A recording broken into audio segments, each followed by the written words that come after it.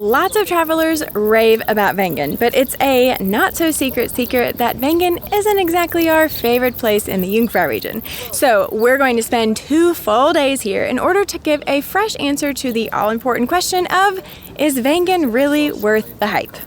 YouTube is full of unending thoughts and opinions, but here's some context behind ours.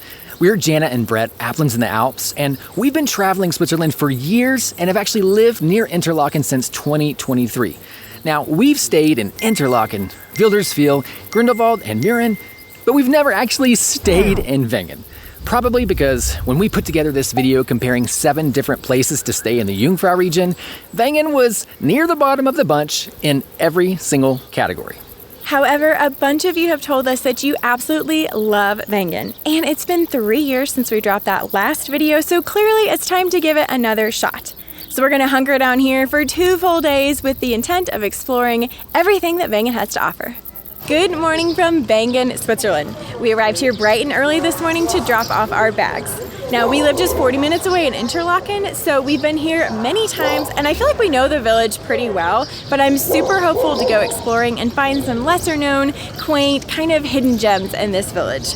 But if I'm honest, I think I'm still gonna end the weekend with the same opinion I have now, but that's why we're here, so let's get started. It's time to set out for our first stop of the day. A cafe, naturally. But first, if you've never been to Wengen, how do you get here? Wengen is a car-free village located at 1,274 meters in elevation, perched just above the Lauterbrunnen Valley. It's about 3 hours from the Zurich airport or 4 hours from the Geneva airport by train.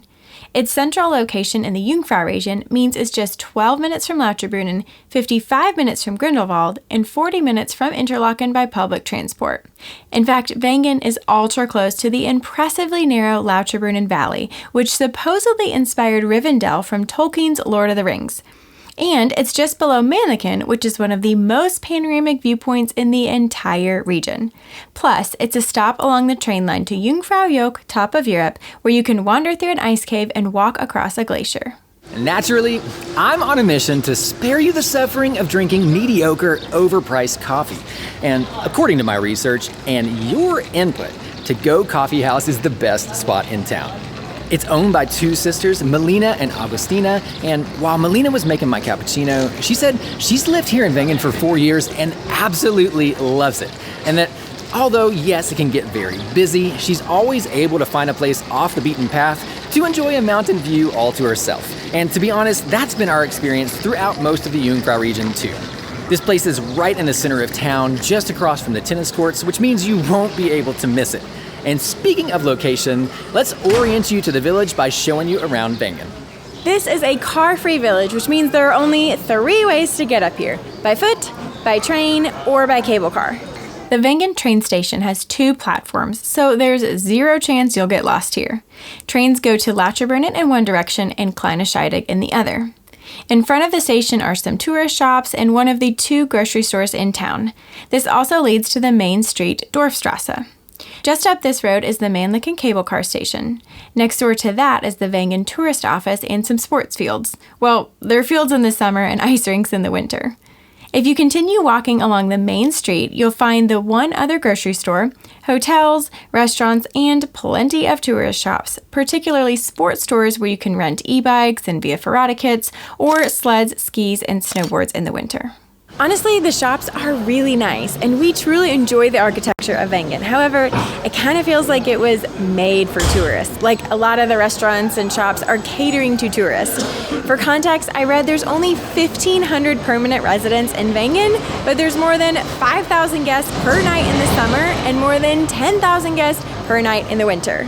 Now, that doesn't mean you shouldn't stay here. This is beloved by so many travelers, and many of you too, and we felt the same way about Grindelwald until we stayed there and explored the local spots. So that's why we're here. Let's keep going and see what else we find.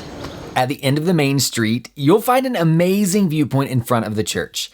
Clearly, this is the best view in town because you're staring straight down into the Lauterbrunnen Valley. So when you visit Wengen, you definitely don't want to miss this spot.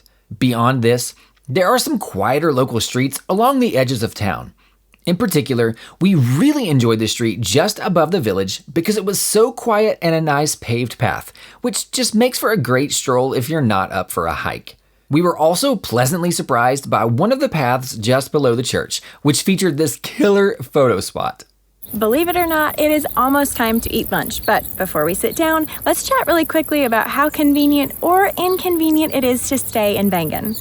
The first train of the day from Wengen to Lauterbrunnen departs at 5:04 a.m., and the last train up to Wengen departs Lauterbrunnen at 1:32 a.m. And for most of the day, these trains run every 30 minutes. So even though this is a car-free village, it's actually pretty hard to get caught in a position where you'd have to hike up or down. So compared to the mountain villages of Mürren and Grindelwald across the valley, it's actually a pretty convenient place to stay, just a 13-minute ride up from Lauterbrunnen. Like we mentioned earlier, there are only 2 grocery stores, but plenty of restaurant options, although only a few really stand out in our opinion. One of our main reasons for staying here in Wengen is to find the spots, if they exist, that feel less like you're in the middle of a tourist town and more like you're hanging out in a friend's living room, dining room, or terrace. We used Hotel Card to book a discounted room at Hotel Bellevue, and we're gonna eat lunch here in their restaurant because they have fantastic reviews online. It's just a 12-minute walk from the train station, or a quick ride if they pick you up in their e-taxi. Yet, we felt like we were secluded in our own private spot on the edge of town. And our room had possibly some of the best views directly down Lauterbrunnen Valley. If you haven't heard, Hotel Card is a membership platform that offers discounted rates at select hotels in Switzerland. We've used it to stay in dozens of places and save an average of over 80 francs per night. If you're interested, you can use our link to save an additional 30 francs on your annual membership. But what I'm interested in right now is food, so I'm pretty excited to have lunch here at Judy's restaurant. Although they have a small lunch menu, our dishes were delicious. The panoramic terrace was 5-star, and amazingly, we were the only people there. Apparently, they're always fully booked for dinner, but it's a hidden gem for lunch. And just to clarify, none of this was sponsored. We're just sharing our honest experience with you. After lunch, we put our baby down for a nap in the stroller and enjoyed a few minutes in the hot tub. Then we split up to divide and conquer more of Wengen. I took our baby to explore the family-friendly spots in town, like a few different playgrounds, the village swimming pool, the marble run, a park, and some farm fridges. I set off on a trail out of the village to the Monkblick. This viewpoint did not disappoint, although it would have been even better if the clouds weren't in the way. But the best part might have been passing through different clusters of farms and homes along the way. When you stay overnight in Wengen, you'll get the Wengen guest card from your hotel or Airbnb host. It gives you discounts on activities within the village, such as the ball run, mini golf, or tennis courts, as well as nearby attractions like the ride to Mannlichen, the cogwheel train to Schöne Platte, Trümmelbach Falls in Lauterbrunnen Valley, and the Ropes Park in Grindelwald. Plus, it even offers reduced admissions to a few castles on Lake Thun. Although that's a nice perk, you will still want some sort of train pass for your stay in Wengen. If nothing else, the Swiss half-fare card is a great option because it provides a 50% discount on nearly all forms of transportation throughout the entire country, which is much better than the discounts you would receive with the guest card. But this video is about Wengen and not about train passes. So if you want to know more about those, be sure to check out our free Swiss train pass checklist after you finish this video. After our afternoon activities, we headed to the deck in Hotel Jungfrau for dinner, just a 10-minute walk from the Wengen train station. We called ahead to reserve a table with a view because, look at this view of the Jungfrau.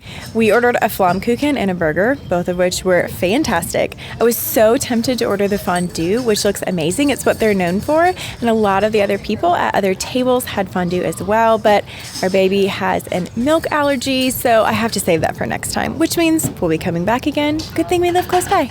After dinner, I popped into the Tanne Bar to enjoy a drink from the extensive whiskey list while chatting with the owner, Ronald, and I enjoyed the evening colors on the mountains. All right, we're wrapping up our first full day in Wengen, and while we're gonna hold our final thoughts until tomorrow, I just gotta say that we have really enjoyed everything we've done today, and tomorrow's activities might have even more to say about it since we're gonna enjoy a few more adventures before we check out of our hotel.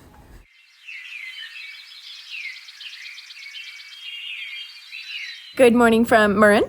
just kidding. We're still in Wengen. Good morning from Wengen. We just finished a great breakfast in our hotel with some more amazing views, but we saved room in our bellies because now we're heading to the village bakery.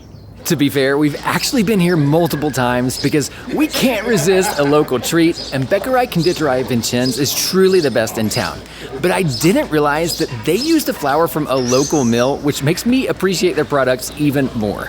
Obviously, they have cakes and sweet treats, but they also sell fresh bread, takeaway food, Swiss chocolate, ice cream, and other regional specialties.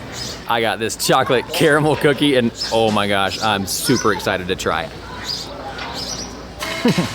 The nice thing about staying in Wengen as opposed to Lacherbrunnen or Grindelwald or Interlaken is that you're actually in the mountains.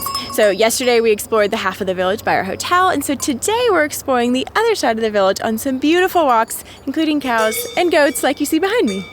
We made a big loop following portions of the Staubach-Bankli and Mendelssohn-themed trails past farms, waterfalls, cute houses with stunning gardens, and of course, nice viewpoints.